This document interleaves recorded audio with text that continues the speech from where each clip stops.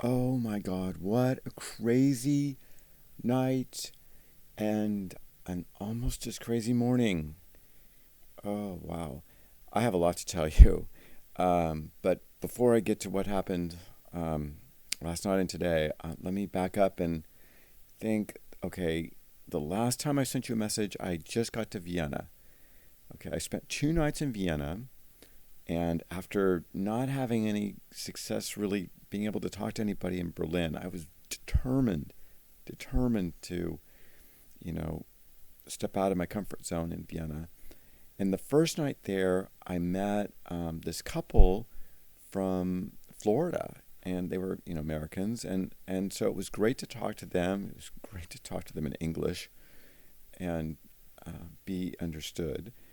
And so they were super nice, and for a while, I thought they were like thinking of inviting me back with them, and I wouldn't have gone, um, but it was just good to talk to them. I didn't end up staying late that night, and I saw the most like amazing thing happen.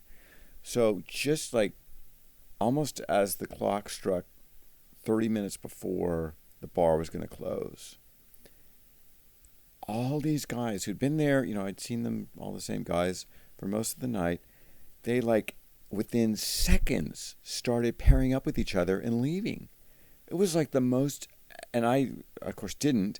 And I, I just, it's like how fast it cleared out and how fast everyone paired up. I mean, it really blew my mind. I had never seen anything like that before. So that was the first night. And then the second night, I went back because there was really only one good place. And the American couple wasn't there. And I stayed late. And in that same like last 30-minute thing, there this guy came up to me, and he didn't speak German very well, and neither do I. And he doesn't speak English hardly at all. He's from Argentina. And so through really broken communication, he basically said, come home with me. And I was going to do it. I'm like, I'm going to do this. And then we get out of the bar, and it turns out he wasn't going to take me home. He wanted to rent a room. And there was this like really seedy place that he knew of. I mean, it was horrible. Like a block and a half away. And it wasn't like a pay by the hour place, but it was really seedy. And he makes me pay for half of the room, which I guess is fair, but I already paid for the hostel. I don't have money for this. And the more I'm with them, I'm like, I don't really like this guy that much. And anyway, I was with them, and we went up to the room, and it was this tiny room with, I mean, it was probably the most disgusting place I've ever seen, with this tiny little bed.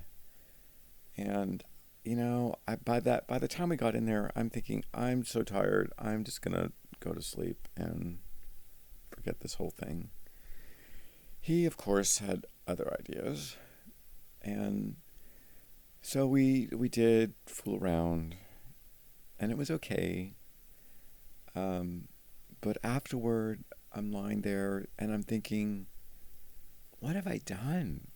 Look where I am. I'm in this seedy room with somebody I don't know and don't know anything about him. I'm not that attracted to him, and I'm sleeping here in this tiny little bed with him. Or not sleeping, really. And, I barely slept. Got up in the morning and didn't even say goodbye, just left. It was an experience.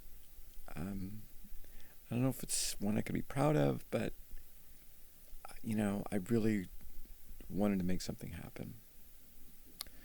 So that was Vienna. And from there I went on to Munich, which I thought was going to be this great city. And it is. I mean, it is a great city. Super relaxed compared to all the other places I've been.